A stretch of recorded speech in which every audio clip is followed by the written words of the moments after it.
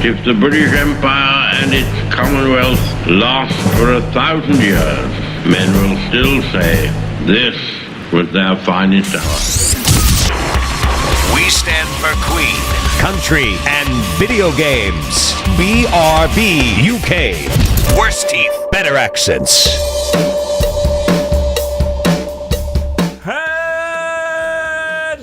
Hello, and indeed ahoy hoy, and welcome to episode 269th of BRB UK. I'm Dan, I'm your host. Tim's chortling about there being a 69 in the title. Say hello, Tim. What? No. I was waiting. I thought you were quite well behaved, considering that was the number 269. Well done, you, Dan. Well done. I've turned over a new leaf. I've got it all out of my system before the show by posting pictures in the agenda of people drying their arse with hand dryers. Ruined my eyes for the rest of my life, Dan. That's how I get it out my system. I'm venting. I'm turning over a new professional leaf, Tim. Ruined my eyes. I'm sure you've seen worse. I'm sure you've done worse, actually. Yeah, but not recently. What's the strangest object you've used to dry your arse with? What? Dry your arse, mate. I know it's hard to say. Coleman's toothbrush. Oh, no. No. That was obviously a joke, Coleman. No, it wasn't. No need to worry. I always wondered why I was brushing my teeth with sweet corn. Now I know. Oh. Yeah, anyway, that's Coleman. Say hello, Coleman. Hi, I think. How are you doing? I was alright until about 10 seconds ago. That's See, weird. that's how I feel about those pictures, Dan. I made a timely Streets reference. I was feeling top of the world, and then all of a sudden, toothbrushes Tim's brought into anus. play. Yeah. Tim's Oh, anus oh, thrown into the picture. A wild Tim's anus appears. It's super effective. Look, apparently, if I'm not here, you two go insane without me, is what I'm hearing. No, we actually had quite a good show last week, I thought. I thought it was alright, yeah. I thought it was alright. Yeah, I got it's to pretty say good. things. We got comments saying it was the best show ever. Ever. Apparently, are taking the mick out of you and a donation to your Extra Life page as well, out of pity. Out of nothing but pity. While we're on the subject, I think you can still donate till Extra Life till Christmas, I believe. I believe you can. So, yeah, all our Extra Life pages are open and available for donations. I'll gladly receive some more. I had another one today. I've made an easy to remember URL. Yeah, but it goes to Dan's page. Yes, it does. I shall be doing. Tell you what, I'll do some live internet right now. Live Really? internet. Live interneting. The future, Dan. It's the future. Are you editing out this lift music stuff, Mr. Coleman, or... You mean the music? I'll probably leave it in, I think. Or I might replace it with actual music. Oh, good. Yeah. A while later. Have you finished live interneting? Finish live internet. I'm just... Hang on, just... God damn it! Dan, it's not really happening. Right, if you go to bit.ly/BRB EL 2017, that'll take to the BRB team page. Wunderbar! See, that's some good live internet right there. Well Yes. done. Well done, you. Good. I'm pleased with myself. Go and donate to one of the fine people from BigRedBarel. Cool, Coleman. Me. It's not a competition until it is. Well, us people that did, the full 24 hours. Yeah, not like the people that don't like children. Hey, I did the full 24 hours. In fact, I did 28 hours. Did you really? I did extra because I needed to finish that game before I finished.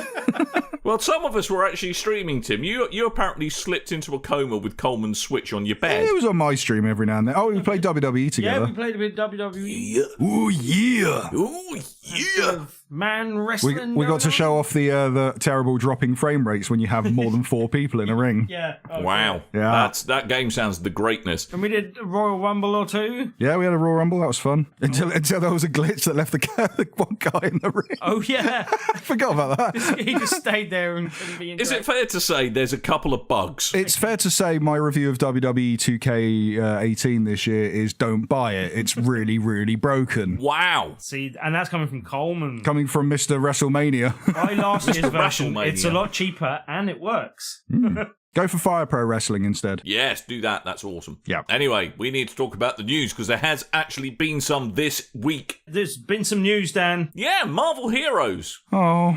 You can't keep them down. Marvel Heroes, they're they're heroic and stuff. Marvel Heroes is sadly shutting down. This was the free-to-play action RPG that kind of wanted to be Diablo, but in the Marvel universe. In their absence, apart from Batman and Superman. I was trying to make a sentence, but I just had some gibbering idiot yelling in my ear there. What? What was the point you were trying to make? If the Marvel Heroes are shut down, who is going to save the universe? The Justice League. They are apparently pretty bad at doing that.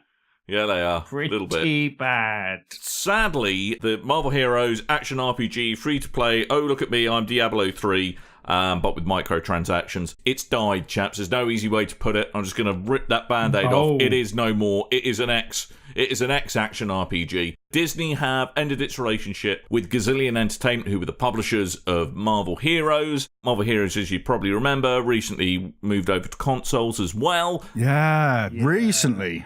And I enjoyed it. I got May. to play as the Punisher. It played with Coleman. It was fun. It was okay. I remember it as being a highly unoptimized port with a terrible frame rate. It was much better on PC than it was on console, but you can say that about most games unless they come out on console first and go the other way. With the sole exception of Diablo 3, which I think is better on consoles than it is on PC. Yeah. But for considering you're paying nothing to play, I thought it was a really decent game, and I really enjoyed my time on PC. I didn't play as much as on console, but me and Tim played together a lot on the console. We had like a good solid week of playing that, and I thought that was fun for what it was. And I'm glad to see it's go.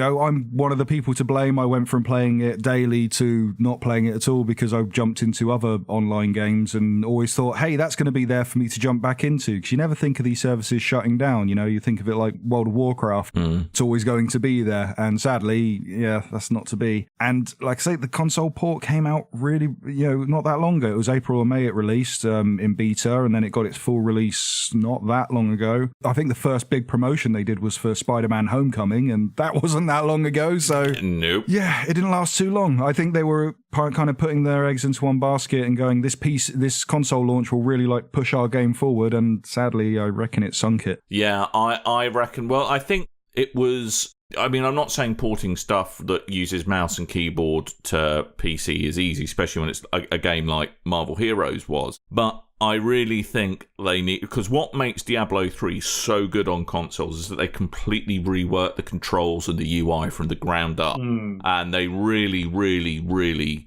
kind of gave it due care and attention. Whereas I think moving to consoles was a little bit more of a kind of a cash grab maneuver, and they were doing it because they could get a port out on it. And I think that kind of showed. It was, I mean, for a game that ostensibly cost nothing to play, what can you really complain about? But I think it could have done with a lot more spit and polish, and perhaps if they just delayed releasing it on consoles a little bit and actually made it the game it should have been, might be in a very different set of circumstances. Also, the weird kind of circumstances around all the pre-order content, like if you wanted to get in the beta you had to buy something, and the ridiculous pricing of the DLC for the consoles as well, like 70 quid packs. Kev bought the big one as well, didn't he? Oh yes. Oh my god. What? I need to take the piss out of him about that. What? Kev bought like the really expensive DLC pack for that game. Actually, he's on Discord now. I'm gonna message him. Live internet him as we speak.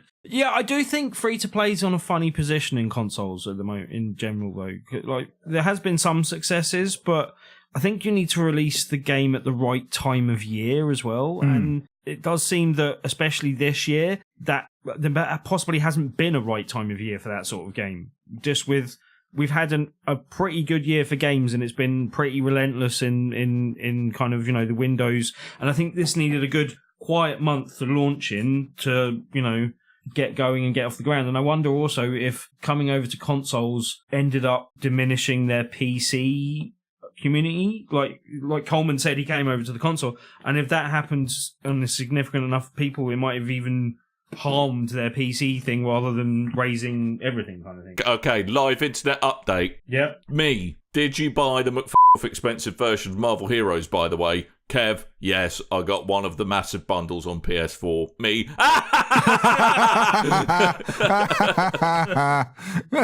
So there we go, live internet with Kev. Brilliant. Right, so, but slightly better news. Slightly better news. Slightly better news. Harry Potter. I'm aware of that. thing. Harry Potter. Do you know what Hagrid sounds like? He sounds like he might like to go R a bit. And segue alert, Warner Bros and Niantic are developing a Harry Potter augmented reality or R title. Oh, God. That was my favourite segue of today. So they're making an augmented reality game called Harry Potter Wizards Unite. Wizards Unite, Harry. Wizards, you can be a wizard, Harry. And it's only going to be open to people whose name is actually Harry, apparently. So, you know what you can do. The iPhone chooses the wizard. Aye. I put on the sorting iPhone. Sorting tablet. Hey, Siri. What house should I be in? So it sounds a bit like it's going to be Pokemon Go, but with a Harry Potter flavour. So basically you're exploring real-world neighbourhoods and cities across the globe where you can go on adventures, learn and cast spells, discover mysterious artefacts, and encounter legendary beasts and iconic characters, like the weird man who lives in the skip on the old allotment near you. He's a character. He looks a bit like Dumbledore. Did you guys see that Star Wars AR game type device thing came out? No. Well, I don't know if it's coming out or came out, but there's reviewers that are reviewing it now on YouTube and stuff. All right, I don't think it's out yet. I don't think it's out just yet, but no. I think it's... Or is it one of those things where it's a lot of stuff randomly gets released in New Zealand and Australia? No, it was an American reviewer. I think it was Tested that were reviewing it that I saw. Yeah, it seems like it's got some fun implications and stuff a bit. Fun implications? Well, like it implies. What's it implying? Well, I don't know. Like it's a device that takes your phone into it and kind of reflects down, so it looks like it goes quite far in front of your face, type thing. But then you've got a lightsaber that you press a button on, and that does some interacting with the lightsaber and stuff, basically. But there's 3 different games. There's like one where you're like actually just lightsaber duel type thing. There's another one that's more like an RTS. And then one other one that I forget the details of, but it looked quite cool, but possibly I think they kind of went with the slightly overpriced toy and slightly underpowered AR or VR type device type thing. But yeah, I don't know, it looked fun. But what I want, someone apparently got in trouble a couple of years ago for having too much fun on the underground. We've all been there. And apparently what he did, he took the chip from inside his Oyster card and put it on the end of a magic wand and used that to open the gates. I've seen people do this in real life. And he got in trouble. Yeah, because you're not allowed to it's essentially vandalism if you open up the cards. Why aren't we allowed to have any fun anymore? Because there was a big thing of people like injecting them into the surface of their skin and then using their hands to get through the... Well, they're just idiots for doing that. Yeah, I thought about doing it, and then I looked at the process and went, you don't like the look of that. Yeah, no, don't do that. I've seen people put them in bananas and stuff. Like, I've seen a guy let him through with a banana. I've seen a guy with a magic wand like tap it against the oyster machine and goes, Expelliarmus, and let himself through. Like, that's really fun. That is fun. Back to the actual news story at hand. Right, the other second part of this is that Warner Brothers Interactive Entertainment, they have opened up a new studio called Portkey Games. Excellent. Does it take you to a really dodgy graveyard where a man wants to kill you? Is that a Potter reference? I don't know. Well, the Portkey, out of it's not Azkaban, it's Goblet of Fire. Have you had a Goblet of Fire? Oh, is that the thing on the goblet and they touch the goblet and then the kid from Twilight gets murdered? Yeah, which was, good, happy ending. Sorry, really. Spoiler alert for a really old movie now. Spoiler alert, the vampire from Twilight died in the Harry Potter movie. We're not getting our brands mixed up at all. I remember that. It's bit. Brilliant. Across the brands. Yes, it's called Portkey Games. It's a new brand for that's going to focus on all the Pottermore stuff, and Niantic is the first lot out of this. Really interesting idea, because if I remember correctly, a lot of the Harry Potter there's some love for the PlayStation 1 first Harry Potter game, but that's based more on the books and the movie. Well, there's a VR game that's already on the way, so I'm not talking about that, Tim. Sorry? It's not about VR, Timothy. Not everything's about VR. Just saying, I don't know if that's going to become part of this or not, or whether that's something different. All right, no, this is AR, not VR. Back in your box, Tim. What I'm trying to say is there is a massive following for Harry Potter. Even I know they're doing the Fantastic Beasts movies now, but those the Harry Potter movies as they are, they're done with. But there is this huge following, and at the time of their rise to popularity, technology wasn't so great for video games, and now they're much better. So it makes sense to open up a new studio and focus on Harry Potter stuff, because the fan base is there and they'll probably gobble it up. Or gobbling it up. Goblet or fire it up. Oh. Ah! Da, da, da, da, da, da, da, da, da. So I'm expecting all of Alex's coverage just to involve, well, basically Harry Potter for the site now. She does like Harry Potter. I've heard this. Mm-hmm. She does like a Harry Potter, and I think she should be our lady wizard on the ground. Lady wizard, giving us the hot updates with what's going on with Harry Potter. Do you want to be a wizard, Harry? Apart from the slight problems with the term lady wizard. Yeah, I think they're witches. A lady, in my opinion, can decide whether or not she wants to be a wizard or a witch. Well, that's entirely up to that if witch she or wants to wizard. be a witch, that's great. But witch, to me, calling your wife a witch does sound a bit mean. I didn't say she was witch. You just bloody just did. You were leading me down the garden path, trying to get me into trouble by calling your wife a witch. Lady wizard. Lady wizard. Wouldn't lady wizard be in itself kind of deemed a sexist term? Like you're not allowed to say like actress. An actress is now an actor. Everyone is an actor rather than an actress. And everyone's an actor. A wizard. You're not meant to define by gender. Oh God damn it! These are the questions, Dan. If you want to be politically correct in this wizarding and witching world, it's a minefield, I tell you, Dan. If you want to be a magic person, is magic person acceptable? I identify as a Whomping Willow. Do you? Well, yes. Bully for you. All the best. I remember all that the bit best as well. to you. Yeah. What do you self-identify as, Tim? I have no idea. Excellent. Good. Well, I'm glad we gave that the attention. Is that janitor from Game of Thrones? No, I reckon. I reckon he's filch. Tim would do a good filch. Oh, Timothy. It's Leviosa, not Leviosa. Right, we're moving on to the next news item. Good. I've cast a spell to raise our topics up so we can focus on. Oh my God! I wasn't trying to segue. I was just trying to say a stupid punt. Oh, were you? Oh, because I thought I was almost interested to hear where you were going with that. But I have taken sections. I have taken sections of this news story and placed them in different objects so that they may respawn. Is that how that works? No, Jesus. I can see how that didn't work at all. I can't make Harry Potter jokes because I don't know it well enough. Good. You tried anyway, though. You soldiered on. Expelliarmus. For the team. Talking bad guys. Yeah. EA. Voldemort of the gaming industry. Yeah, possibly. Are they slivering, Dan? They've been doing a lot of that. Yes, the Empire is definitely a more apt. Vold EA Mort, if you will. EA are not in many people's good favours at the moment. No, or books or anything, or fortune cookies. They're not in any of those things. Especially with the Visceral shutdown recently. Yes. Yeah. So there's been the Visceral shutdown. Now they've gone, hey, look at all the money we've got, and promptly bought Respawn Entertainment, who are the studio behind the Titanfall franchise. Titanfall!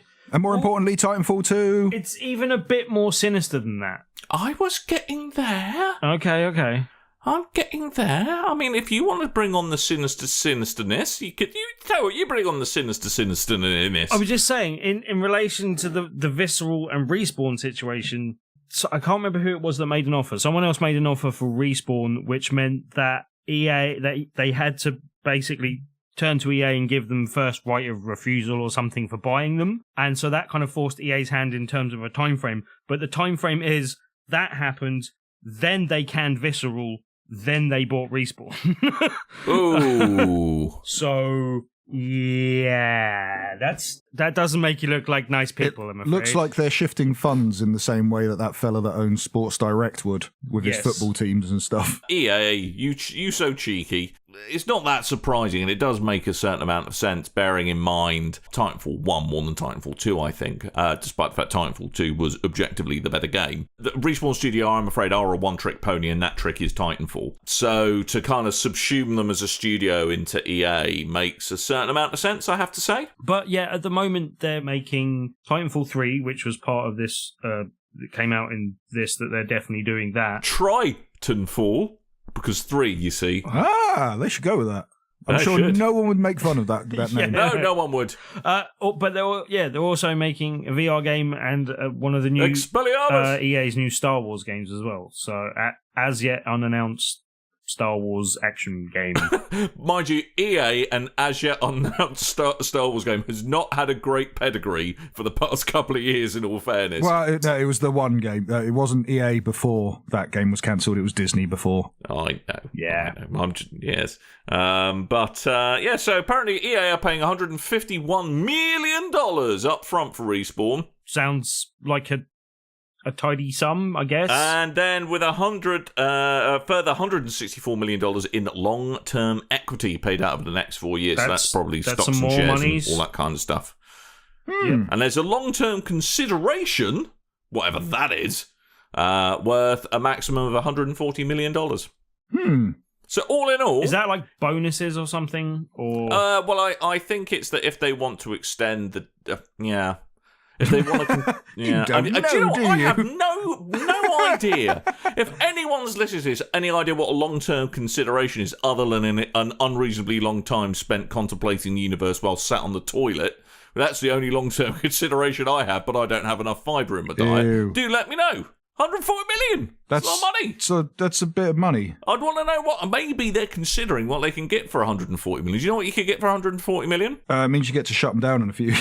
It means you get yeah, it does. And you can get 140 gazillion penny sweets as well. Whoa, I do love penny sweets. Yeah, you love a penny sweet. Oh, do they have those? Come here, come and have a penny sweets sweet. even exist anymore? I hope so. Fruit salads, right? Yeah, they do, but they're 5p sweets now, I think. Right, hold on. I'm looking up fruit salads. Fruit salads. Market. Oh, anyway. Actually, yeah, if I can still get them for a penny, that's my Secret Santa gift sorted. Some poor in my office is going to get 1,000 fruit salads. No, yeah. That's what Get I them get. 500 blackjacks, because then you're guaranteeing that they won't like one of them. Half of them. If you want to know, apparently a consideration, in the sense of a long-term consideration, is something of value given by both parties to a contract that induces them to enter into the agreement to exchange mutual performances. Ooh. You see, that just made no sense. That is the most sense I got out of anything else. Wow. So basically, what it means is blah blah blah blah blah blah blah blah blah blah blah blah blah blah blah blah. I think it just means It's a signing bonus. It's basically, we're going to give you some money for something that we've agreed that we're not going to detail to other people. Okay. Possibly. I reckon that could be bonuses. It could be there's a certain amount of money allotted, because that would make sense for it being a maximum as well. If they've got a deal where bonuses are tied to Metacritic ratings, which I think was rumoured was the case in this, then that could be money set aside for those bonuses. Right. Or it could be microtransactions. That's what they have to pay to turn up to work every day.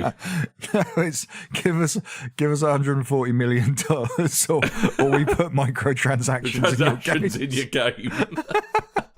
Speaking of microtransactions, you so crazy. Can we talk about Battlefront? See you next Tuesday. Yes, you can. Yeah, wow. If you ever want to learn how not to manage a community, this has been an absolute textbook example of that. Yeah. So, have you heard about the Reddit thing? Yeah, a little bit. 3 DICE developers went on Reddit to do an AMA, which is an Ask Me Anything if you didn't know, or in the terms of DICE, ask me a bunch of stuff and we'll answer the bits that are kind of easy to answer. Or Assault My Anus, as this particular one was known. Yeah, and they put out a whole reason for... I got that. And it was so good it wasn't worth acknowledging. I know, just let it slide right in there. And they basically tried to address... They basically tried to address some issues with... so there was a whole thing with the Darth Vader character in the game. Someone bought the £80 version or $80 version of the game, like the gold edition of the game that comes with season pass and all this stuff, and then have all the characters unlocked and all this kind of thing, and doesn't have Darth Vader. And he's like, what the hell? I spent extra money to get like all the characters, and I don't get this character. And then someone else tallied up how long it would take you to play the game purely without buying microtransactions to unlock Darth Vader, and it'd take 40 hours to unlock the one character. Playing devil's advocate, that does discount some other things. Like, that means you wouldn't be getting some bonuses that you'd get for accumulated. That's true, but those bonuses for accumulated achievements as well, they are stackable. You can get duplicates, and when you get the duplicates, you get 200 credits back, and 200 credits isn't very much in that game's currency. Because I think you need 60,000 to get Darth Vader. So 200, So they were addressing things like that and saying that they were going to adjust the prices, and they basically ended up having the most downvoted Reddit post in all of history. Currently sitting at minus 357,000, I think. So they've done another one. They've tried to remedy this situation. Want to go for another Guinness World Record, the greedy bastards. Yeah, they thought so. I mean, before that, apparently the biggest downvoted Reddit post was someone asking to be downvoted as many times as they could. This time they've come in and addressed some issues. Particularly, someone worked out if you wanted to unlock everything in the game, it would cost you $2,000. Oh, yeah. They said that they explained what their averages are, and they're based on the first plays and the beta, and they're looking to adjust things as they come in. The problem is for everyone is even if they know that this isn't their long-term plan, there will be idiots day one that spend that $2,000. There will be. Like, I've seen previews of guys running around as Darth Vader, and there's no way they got Darth Vader without spending money on that character. And I don't. Idiots is the wrong term. It is the wrong term. Because there are people like myself. Like, I found it very difficult to when I used to play games and you didn't pay for DLC. You played a lot of the game to unlock all the characters, and that was my way of telling me I was done with the game. I unlocked everything and I completed everything. And coming into a world where, like, with wrestling especially, like, my main aim in a wrestling game was to unlock all the roster and all the arenas and things, and now I have to buy a lot of the wrestlers if I want that full roster. And it's very difficult not to get sucked into that world of paying money to enhance your experience in the game, because it's not something that you're used to. And yeah, there are people that they come in, they go, wow, I want to collect everything, I better throw some money at this game. And it's really scummy. I think what really bothered me about it was kind of, they were going like the letter of the, well, it's not the law, but you I'm sure you know what I mean, where that, yes, you still could unlock everything without spending another cent, but the hoops you need to jump through, come on, really? EA, really, DICE, really? Well, the other thing as well, the speed in which it took them to react and go, okay, we're going to adjust all the prices. That doesn't say to me, we're listening to our community. It says, we shot as high as we could in our prices, waited till people complained, and then put it down. If they didn't complain, they would have kept it at a really high level. Yes. And if we do take it down, don't we look like the good guys now that listen to our community? I don't even think it's the fact that I think it's also the fact that they will cash in on a lot of people getting in there upfront straight away, that they just get the extra money from, and so what, they get all that money, and then, like you say, they look like the good guys for putting it down almost straight away. Yeah. Fun fact, people who were reviewing this at a review event, because EA thinks it's 2007 for some reason, or something like that, where actually there were still these, the prices to buy these things, or you accrue so many tokens to get Darth Vader, but apparently the price that was in the version the reviewers paid was 1/6 of that of the final version. Oh. Yeah, but I think they were warned that it was an early version, and they'd done that so that they could get access to more things during that possibly, shorter playtime. But that, I'm fairly sure that if it had been, I would almost prefer it if but like in games like Neverwinter and stuff, which I think Kev reviewed for the site, they actually, what they did is they said, hey, look, here's a code for a bunch of in-game currency, just buy what you want. That's the way to do it. Yeah, that's usually the way they go with MMOs and stuff, yeah. Yeah, well, don't adjust the price. after everyone's reviewed it. That is cheeky. At least give them, because the reviewers, my view of a reviewer is not that they should have not instant access to everything, but they should be playing the game in the state as close as possible that's going to get released. Okay, yeah, but we're talking at slightly cross purposes. From my understanding, this was at a review event where people had gone to, and there was an accelerated path so they could see more of the game. Standard period. There's basically two versions of the coverage. Well, three versions of the coverage, technically. There was the review event, which all the reviewers have to go to. They're in a closed location. They use the internal servers and all this kind of stuff so they can play multiplayer together. It's a big multiplayer game. Yeah, but people tend they tend to take those on face value, and they'll put like a review in progress or something because it's not indicative of the final product that's going to be released out there. The other version of this is the, what do they call them? Influencers, the YouTubers, the Twitch streamers and stuff. They all got their early copies, so they could show off so much of the story mode and a bit of the multiplayer and stuff. Like they'll have a time limit on how much they can show. And then you've got the actual straight reviews of people that have, they've got the game shortly before the release date, but after the review event and all this kind of stuff, and they're the ones that tend to be doing the review in progress as well now, like IGN, like Eurogamer, so they can get a full opinion of what it's like when it's fully released. And they're the ones that they may have had it a couple of days early, but then they've noticed the change in the pricing, and I think the change in the pricing was noticed mostly by influencers because they got their games early as well for the purpose of streaming and stuff. But yeah, it's weird. It is, but the other aspect of this, talking and getting the games early, because as there seems to be a bit of a trend of these days, you can pay a little bit more to get access to the game like 5 days early. Now, the way that things usually run on the EA shop front is that there is if you pre-ordered the game but it hasn't been released yet, there is a button which you click where you can say, please cancel my pre-order and give me a refund. Lots of people hearing about this craziness, pretty much as the super expensive version got released, were like, oh, I'm not sure I want to buy this game anymore. Went to go and cancel their pre-order, but because the super expensive version's released, the refund button had then disappeared, meaning that they had to jump through a couple of extra hoops. They still could get their money back, don't get me wrong, but it just was a bit of a PR disaster, really. It was everything that could have gone wrong, and let's face it, EA have made their own bed to a large degree on this one, but everything that could have gone wrong did. By EA's own excuses, they said that the whole review button going missing, they didn't make the review button go missing. It's a feature that already exists, but there's people that are arguing that.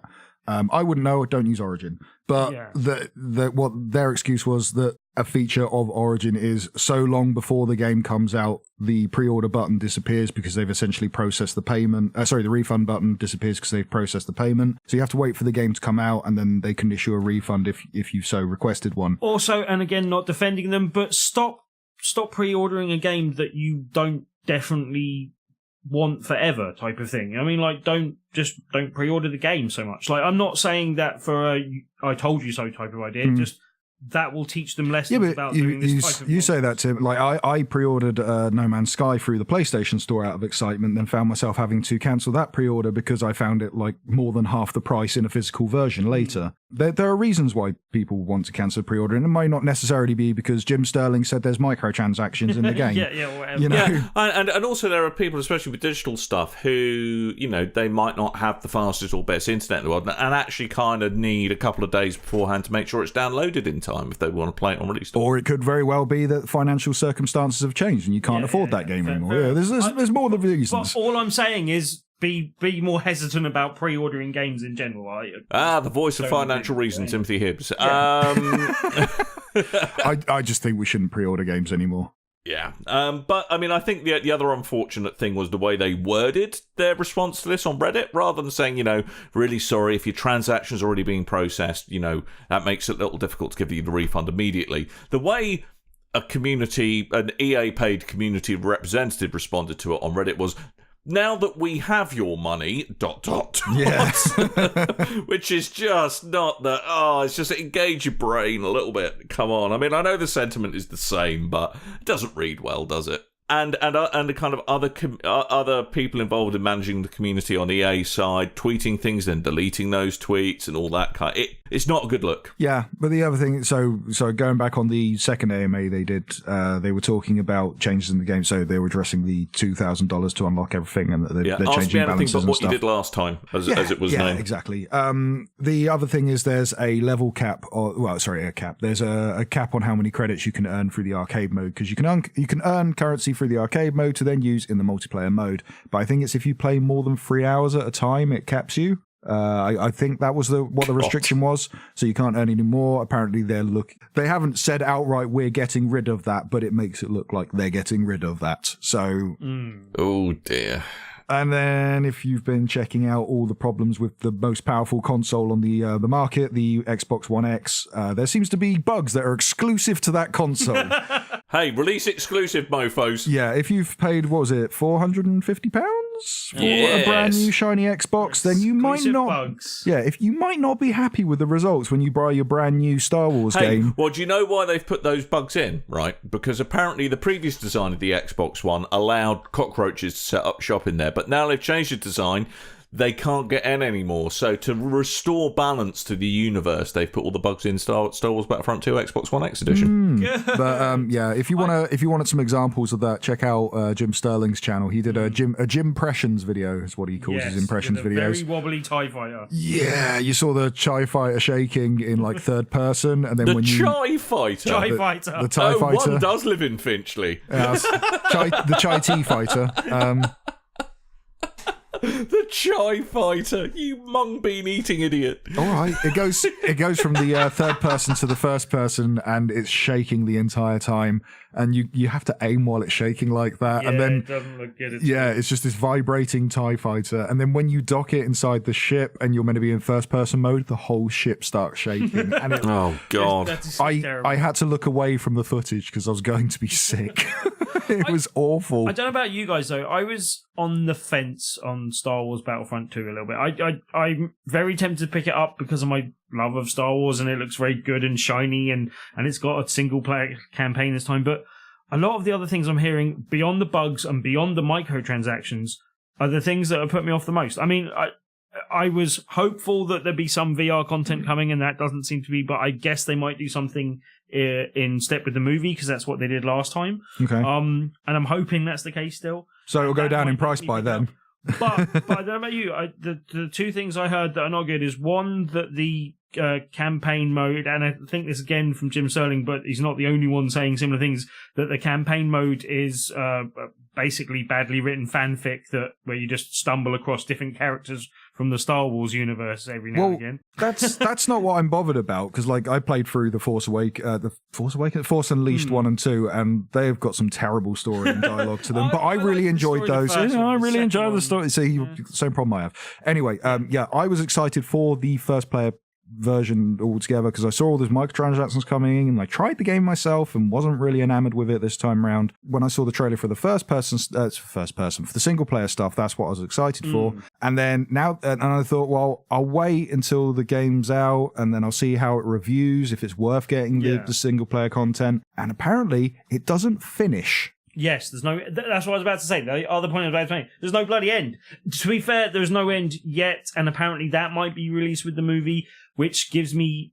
That could be a good sign that there's VR stuff, and a bad sign that there's VR stuff on the way. But at least they're planning on releasing something alongside the upcoming movie. But then, I'm more worried, are they going to sell us an ending? Yes, that's where I was going to go with it. Well, I don't know, but I think they said that's free, and they have said that all like multiplayer maps and all that sort of stuff going forward's free. So you'd hope the single, at least that. The actual end of the game is going to be free. So all that tells me is I'm buying that game secondhand for much cheaper when the DLC releases. That's what I was about to say. I'll wait. In the meantime, I don't know about you guys. I kind of want to play the last game. They gave away all the DLC for that recently. I want to try that. All the hardcore people may be out of it now. They're all playing Battlefront 2. Excellent. So we might actually be good at it. Yeah. Let's not go that far. High five. Yeah, I'm in Slough. Slough 5. Slough 5. Low 5. It's like a really pitiful sort of. Yeah, it's a little more moist than that. To be fair, it's like So, anyway, that's all the news. That's all the news, news. which doesn't leave us much time to talk about what we have done played. So I shall try and be relatively quick because Tim's got a game to talk about. Oh god. Yeah, I picked up Assassin's Creed Origins on the PC. How is it, Dan? Assassin's Creed Oranges. Yes, that's exactly what I picked up, Tim. Scurvy has been banished once again on the high seas. It's good news. Assassin's Creed Origins, on the other hand, is set in Egypt, and it is a real change in direction for the Assassin's Creed franchise. Actually, which direction? And I mean that in a really sort of pyramid-y. That's more of a shape. Oh, damn. Yeah. Thanks for that, Coleman. That's right. Anytime, anyway, my friend.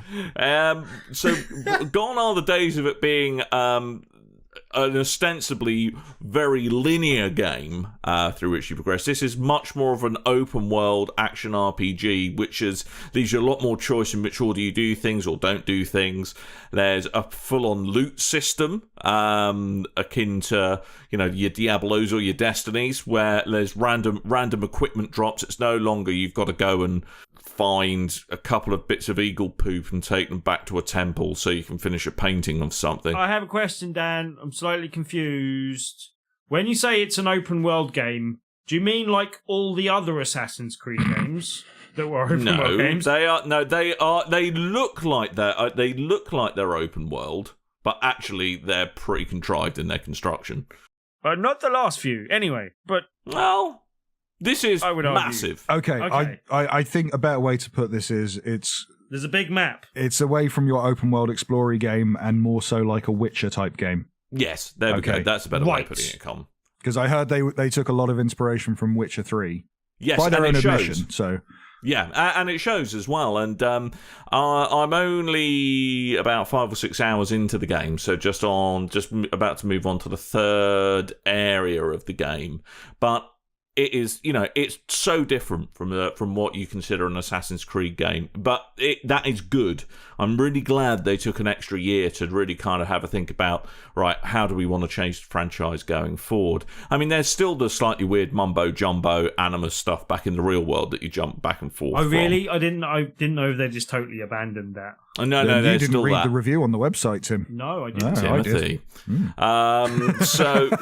So there's still some of that in there, but that doesn't appear to be as up its own art as it has been in previous installations. And yeah, I'm absolutely loving it. In fact, the biggest problem I've had with it is that because I've played quite a lot of Assassin's Creed games in the past, how the combat works is fairly hardwired into my brain. It's like if you tell me if it's an Assassin's Creed game, I will start away pressing various combinations of buttons like X and Y to do, various attacks or dodges. This has completely redefined how combat works. It's much less kind of on autopilot, which, you could argue the previous Assassin's Creed games were from a combat point of view, where actually your only job was to push a button at relatively the right time. They kind of changed that away in the last two titles especially, but I actually really enjoy the kind of autopilot thing because it's really easy to look badass and you just get surrounded by 20 soldiers and take them all down at once. It's great. Well, in Assassin's Creed Origins, it's easy to look like a dumbass, unfortunately. That is the only criticism I have, where although you are a lot more in control of the combat, it does mean that you often cock things up quite spectacularly. Yeah, I think there's some tweaking that could be done.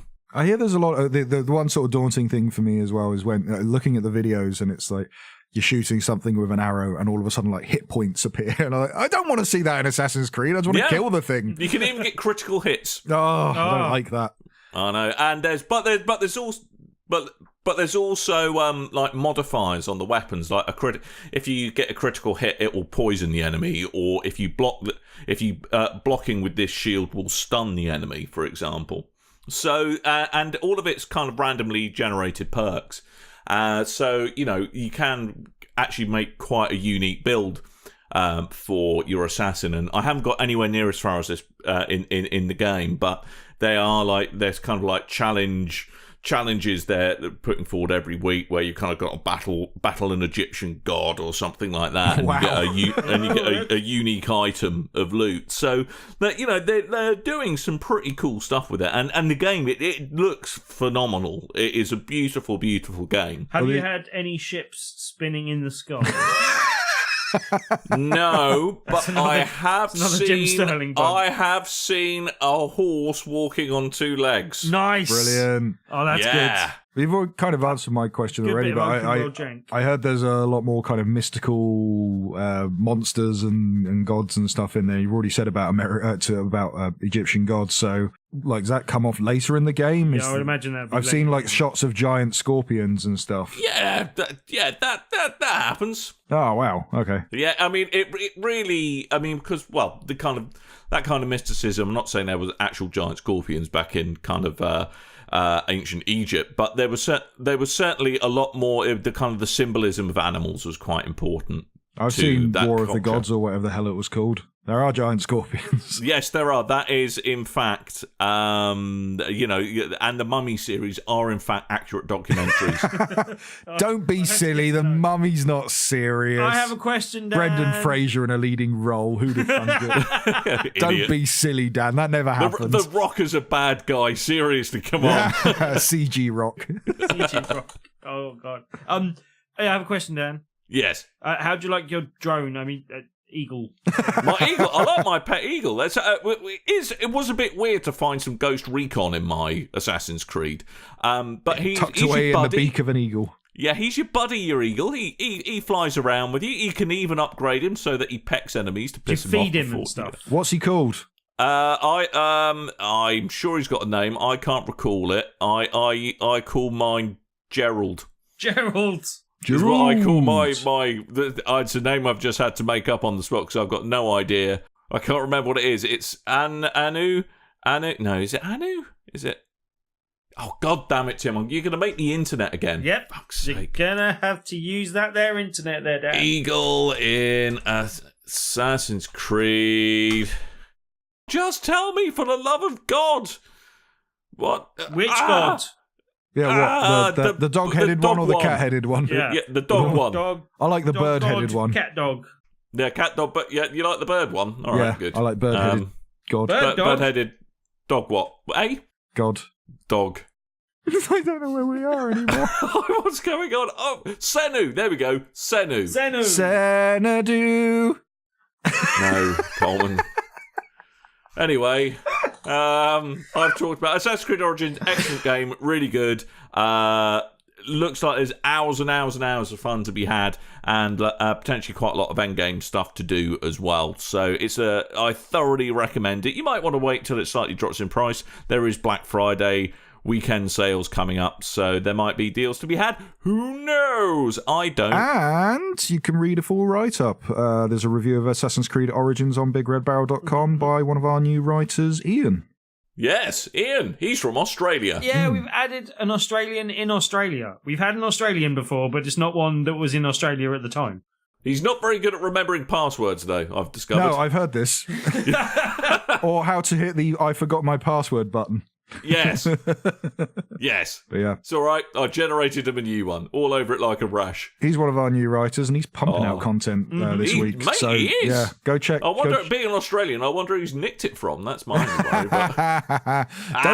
Don't accuse our new writers of plagiarism. Yeah, there might be some legal ramifications. Now you make, like, Australian crook jokes. Couldn't you have done it when we were talking about EA, and you could have mentioned, like, the CEO? Is he Australian? Andrew Wilson. Oh, mate. He's well Australian. He's well Australian. And he was the bad guy in Mirror's Edge Catalyst. I think our accents are about to go a bit significant. So that's significant. Anyway, so it's not just me who's been playing things. It's also Tim. And Tim, we are at 53 minutes. So, be quick. And I've got my one, don't forget. Yeah. That's had to be pushed back before for time because of Tim. Oh. What? You're already giving me like 7 minutes to play with. Oh, but anyway, God, Tim, talk about the game, Tim. Basically, it was one I played a lot for Extra Life, and I kind of wanted to dip into it just as a first, and I ended up playing it for several hours over Extra Life, and I've played a few hours since as well. But Everybody's What is the Golf. game? For the love of God, tell us the name of the game. Everybody's Golf. Not just your golf, everybody's. It's golf for everybody, Dan. I do like, I have to say, the Everybody's... it's a bit of a guilty pleasure of mine, the Everybody's Golf franchise. And it's worth coming back to, I think. Like, I was a bit unsure at first. One of the things I don't like is that it's a very kind of drawn out game in how many rounds of golf you need to like open out all the courses and all that type of stuff. And it doesn't seem to give you much money for extras. And I haven't investigated, but I'm hoping it's not encouraging you to buy stuff. But the good thing is it is not a full price game. Like, it's generally available for about £30. It was on sale recently on PSN. I've actually ended up buying a copy off someone from Twitter who I know anyway, sort of thing. But like, I had it on rental and I ended up buying a copy after I'd rented it because I enjoyed it that much. And I think I'm going to play it for quite a bit longer, so I think it's worth owning my own copy. So tell me, what's the menu design like, Tim? I'm not answering that question, but how many polygons are on the screen at one time? It's got like a kind of island location that you're on, and that's a kind of central hub, and you kind of go from everything from there. But like, I don't know, some of that elements I don't like. You got to walk around and find stuff so that you can get more power-ups. It's golf, Tim! The whole point of golf is to wander around! Yeah, but you got to walk around this island location that's got nothing to do with the golf courses. Right, and it's a bit bland and it feels a bit shaky. But the actual golf itself is really good. Like, it's got the kind of swing mechanism stuff. It's not like on analog sticks or anything. It's just, button presses on the kind of swing that you're used to from Everybody's Golf. The slight difference this time is that it's got that kind of same 3 tapping system for putting as well. So it used to be different on putting, but now that you've got the power that goes up, and then on the way back down, you've got to try and hit it right on the center point. Otherwise, you can wander a bit in either direction, kind of thing. So it's kind of reapplied the mechanics of the main kind of stuff to the putting. And I think for the better, like it plays really well. As I said, the only thing is it does eke it out a bit, and it takes a while to unlock all the courses. Like, I literally played it for about 10 hours of Extra Life probably, and I've probably played about 3 or 4 hours since, or maybe a bit more than that even. And I'm literally just unlocked the second course and started playing it, kind of thing. And so, yeah, it takes a while. It generally does it in courses of like, in sets of like 9 holes. So you go 9 holes in or 9 holes out, and it kind of mirrors them as well. So it does mix it up a little bit. It's also added this new thing, or I haven't seen in Everybody's Golf before, where it's got different types of holes. So you've got your normal regular holes. You've got mega holes, which are just slightly bigger holes, and then tornado holes, which kind of got this thing that attract the ball to it a bit. So if you're in the vicinity of or going past it, it will probably go in, basically. So it makes putting a lot easier. And I was a bit unsure about that at first, but it's actually quite good. It means I often go for one of the tornado cups when I'm just coming in and getting back into the swing of things, because then I don't have to worry about... the golf swing of things, young man. Yeah, exactly. But then, as I said, like the major golfing thing is really good. Like, you've got lots of different clubs and balls and stuff that you unlock that have, different effects and stuff like that. But mainly you can set how hard or easy you want the swing mechanic to be by the set of balls the balls that you use. But some balls have got limited uses. Yes, they do, Timothy. Yes. You're quite right. Good.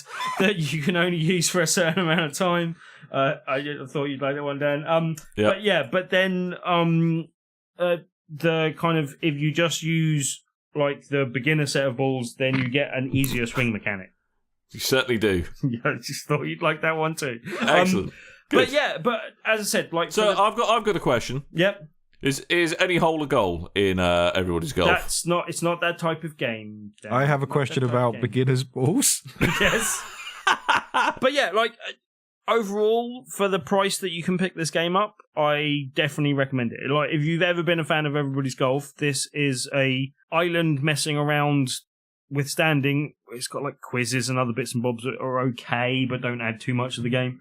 But and you can race golf carts around it for some reason. But yeah, like as I said, like also there's a fishing mini game which I'm looking forward to unlocking at some stage. Tim loves a fishing game. Yeah, there's lots of things it's added, and some of them feel a bit unnecessary, but it does give it a little bit of life type thing. And obviously, you can dress your golfer as stupidly as you like. But yeah, generally, it's the golfing that is the main thing, and that seems really enjoyable. Funny that, from a game being called Everybody's Golf. And yeah, and I have been really enjoying that. And yeah, I as I said, for the price that it's available, I definitely recommend picking it up. So how much can you pick it up for now? Well, as I said, £1,000. like full price is 30, but I've seen it for like 18, like that's on good. sale and stuff like that. So for that price, it's a definite recommend. You'll get a lot of playtime out of it. Perhaps a little bit too much in terms of like how long you have to go to get through the courses, but it's still a good game. So yeah. Yeah, and I must say every past iteration of Everybody's Golf I've absolutely loved. So yeah, I'm really thinking about picking this up in some sales coming up. Yeah, So definitely recommend. No, Coleman, did you just have a bowel movement? I didn't. I was agreeing in like a weird kind of that thing from Dark Crystal. It's like, get it. Yes. Well, good.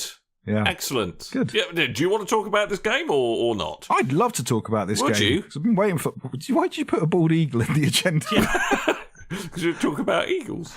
Okay, he looks very cool. I just thought I'd find a picture of a surprised-looking eagle. It's like, I'm in an agenda. How did that happen? To me, that eagle's going. Kind of reminded me of the Dark Crystal thing you just referenced as well. But hey. Anyway, yeah, I'd like to talk about my game. Yeah. So this is a game I briefly played this on have you? On iOS, but I think it might have been an early incarnation of it. But take us away, Coleman. Okay, so this is Oh Sir, the Insult Simulator, which I immediately thought would be the game for Dan. This is a game not so... sound like you, Dan. Yeah. This is a game that has single player or multiplayer versus, and it is, as it says, it's an insult simulator. You either fight in tournament brackets of insulting CPU characters, or you insult your friends, and you pick from different very British pompous looking characters. I am 3 of them. Yeah, or the new console release version, you get the added character of H.P. Lovecraft. Don't know why. Right. Okay, right, Yep. good. Is he a big swearer? Or No, he's not a big insulter? swearer. And you battle out in very Monty Python-esque areas. So there's one of the arenas so imagine like a beat 'em up, but instead of a beat 'em up, you're just arguing and insulting each other. Right. And they start off with you having a conversation with someone that could lead into an argument, and then immediately they turn into insults. And you pick from like a list of words you will take turns to pick from, and then you'll have your own list of backup words in your own inventory that only you can pick from, which you can choose to switch out for a different words, or you can stall for time and things, and I'll get to that in a second. But the arenas as well, like I say, they're very Monty Python-esque. One of them is literally a pet shop and you're arguing over a dead parrot. Excellent. Yes, and that's what starts the argument, and I love that. Fighting for the fjords. Yeah. So you pick all these different things, and different insults will insult people in different ways. So there's a character I like to pick who he doesn't like having his appearance insulted. So you can say things like "your clothes," and then that will start the stream that will be like "smell like a cheese shop, you buffoon," and then he'll get assaulted because someone's insulted his clothes, his appearance. Whoa. That is. You're going to have to beat pretty that cutting. out. That is, I do believe, what the kids would call a sick burn. There's no swearing. And then but then on the other side, like there's people that don't like having their wealth, saying they're in poverty or something. People don't like their families being insulted. Don't do that to Dan, Coleman. Don't do that to Dan. And you basically get bonus points depending on what things you're insulting on what different character. If you stick with a similar type of insult, so you could go from insulting someone's mother to their father to their sister, so it's getting like a family multiplier. Go to do the whole family. Yeah, it's quite interesting. And then as well, when you want to switch, I said that you've got your own selection of words that you can turn into insults kept to the side. If there's any that don't make sense there, or you're down to like one and it doesn't really make sense, you can switch them out for other ones, which you do by taking a swig of tea. You have a cup of tea that is used to measure how many times you can switch out your words, which is really cute as well. And the whole H.P. Lovecraft thing's really interesting as well, because he talks in like a weird sort of, your mother smells like a cheese shop. But when he gets like really into his multipliers, these black tentacles start coming out of his jacket. It's really, really interesting. Sadly, it's not, I mean, it's quite cheap. I think it's like £10-15 to pick up on PlayStation, which is what I'm playing it on. And it's a really good thing, like a party pass and play game, but it doesn't have much staying power playing it single player unless you're just like looking to unlock some of the characters there, which themselves aren't as funny as H.P. Lovecraft, and you get him by default anyway. But yeah, so if you're getting it for a party and you like a bunch of party games on your PlayStation and you're a bit sick of Quiplash, then you might want to jump over to Oh Sir, the Insult Simulator. But if you're looking something to play on your own, you might want to try something else, because it doesn't have a lot of staying power. It's very formulaic, it's very repetitive. You're going to get bored of it pretty quickly on that case. Yeah, it sounds like a fun idea that's really hard to execute. I want to do a stream of this. I can insult my friends on my own, and I feel less restrictive. Yeah, I mean, this was kind of sold to me in the style of, hey, you remember sword fighting in Monkey Island? I was like, Monkey Island, that's my favourite game. So I immediately jumped on this one. But sadly, it doesn't quite play out like that. But it is very interesting. So, Oh Sir, the Insult Simulator, pick it up if you've got people to play with locally. Don't if you don't. I will quickly mention as well, episode 3 of the Telltale Batman, The Enemy Within game is out for season 2. I'm not so much that I'm saying go pick up the game, because I haven't tried it and I don't know if it's broken as all hell like the Guardians of the Galaxy has become. But they did a really interesting thing with the covers. So the episode 2, The Pact, they recreated the cover for the animated series of Batman, where he's on the rooftop in the shadows and the red background and stuff. This time they've recreated the cover to Dark Knight Returns, and I really like that idea. So just go look at the cover, and then I'll tell you another week if it's worth buying. Good. That's some top level journey. Telltale Games. I buy them so you don't have to. Excellent, brilliant. Fine. So I think that's probably about it. I think we're done. That's what we've done played, I do believe. Yeah. Yarp. And Tuesday's a Tuesday, Tim. Tell us about Tuesday. As ever, Tuesday is a Tuesday, and every Tuesday we do an event called Tabletop Tuesday at Never heard of Bar in Dalston in North What's London. a Tuesday?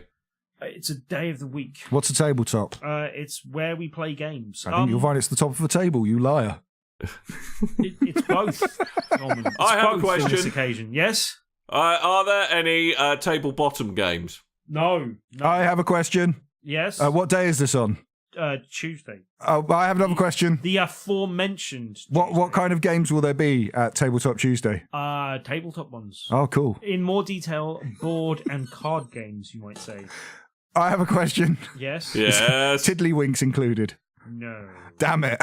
You, sir, have lost a customer. But you can upgrade your Tiddlywinks to hungry Crokinole. hippos. Crokinole Yes. is a good upgrade to Tiddlywinks. I say one Tuesday, Dan, me and you go down with like Don't Break the Ice, Hungry Hippos and Twister. Connect 4. There is a Connect 4. We'll show those We'll show them whippersnappers. kids. But Goddamn millennials. for anyone that doesn't know, each and every Tuesday we have a different feature game. If you play that feature game that Tuesday, you have a chance of winning a copy of that game at the end of the evening. This week's game is a little game called Reef Root. It is a bit more of a kid-friendly game, but we always say the best kids games make the best drinking games, so maybe one for later in the evening. I have a question. Right? Is Reef Root a game where you have to root the 90s band Reef? Oh Yes, that's exactly what it is. Got to root It's not through. at all a game about steering fish past sharks. Okay. It's definitely about the 90s It's on band. Tuesday. Table Tuesday! Table Tuesday! Oh, bless your tiddlywinks! on my hole, what? You could have gone with on my tabletop. Yeah, I was going to go table. Gone with on My Yeah. table! You realise your Reef impression is very similar to the voice you do for Bleezy. Oh, no, that's Obleasy. Oh, Bleezy. Put your hands up! Put your... But yeah, for anyone that doesn't know, come and join us at the Loading Bar in Dalston, and you can win a copy of the game that evening. Hey, come on, what day's it on? This feature game. It's on Tuesday. It's a Tuesday. It's a Tuesday. Oh, good. Now, All right. theme music if we ever create an advert, eh? Reese from the West Country. He bloody well is. I know, that's why he says all righter. Righter! All righter. Righter! Put your hands up. Put your hands up. Get on me combine harvester. I am a cider drinker. I Anyway, spent too much money on Marvel Heroes. The Wurzels now, basically. The Reef Wurzels. oh, Jesus. I love this show. It's a good thing. How's your someone does. father? All right. All righter. Anyway, that's enough of that. Oh, so we're just going to say thank you to a couple of people, but I particularly want to say thank you to Mild and Creamy, Oh, God.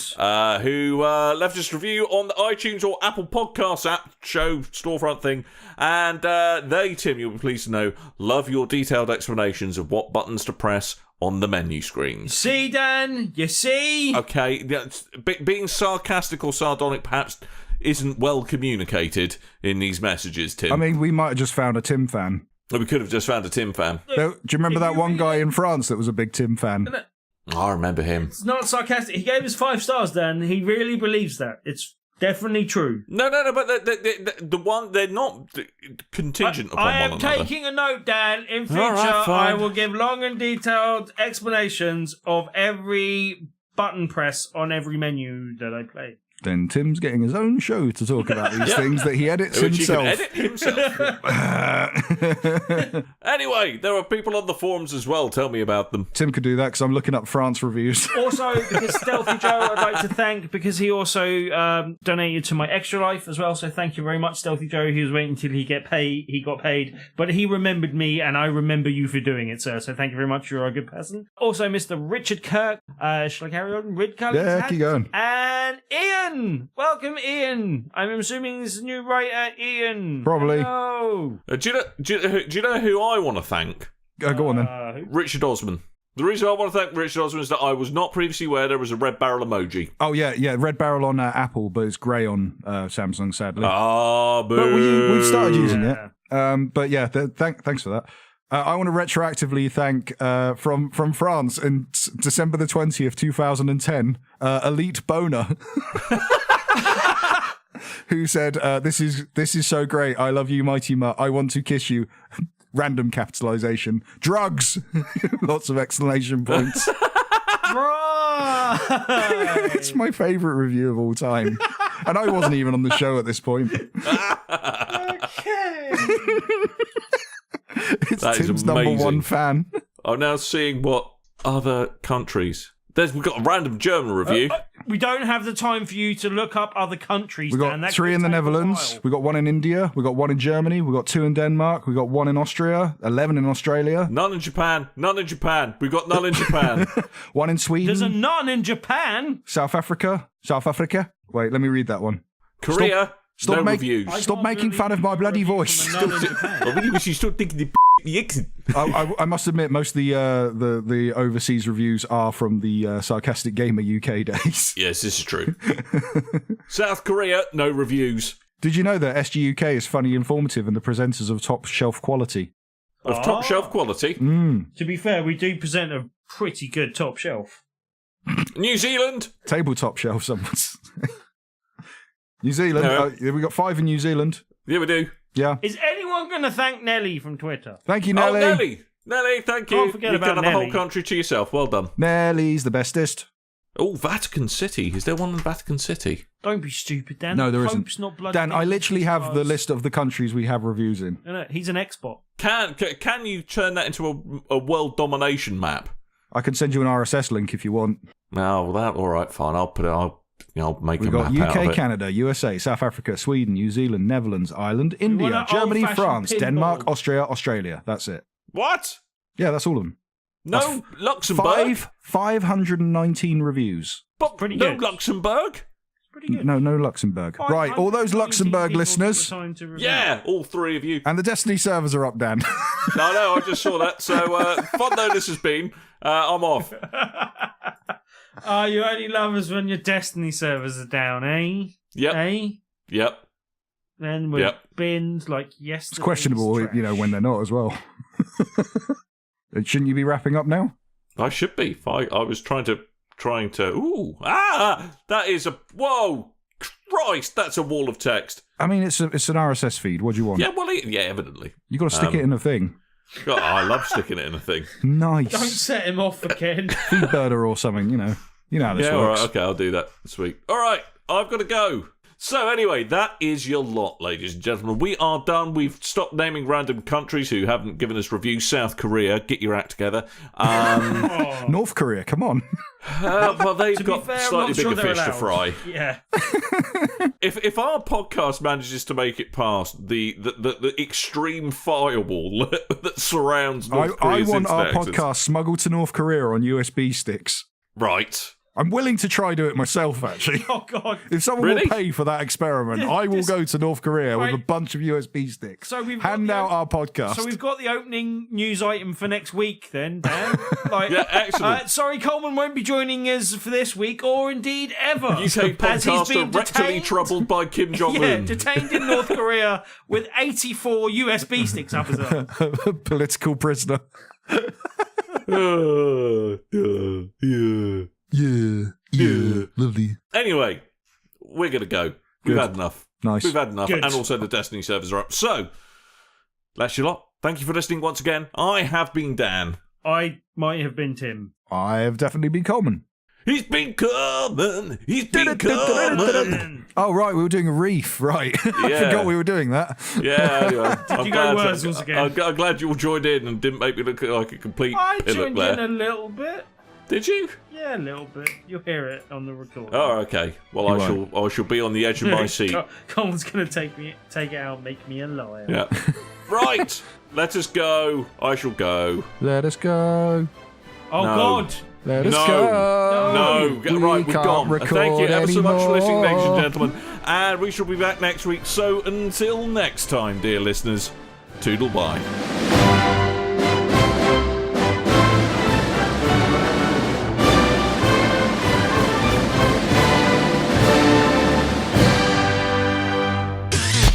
You and your ears are quite welcome for the podcasting goodness that you just heard. Why not roll on over to BigRedBarel.com for more podcasts, news, reviews, and videos from the biggest, reddest site on the internet, BigRedBarel.com.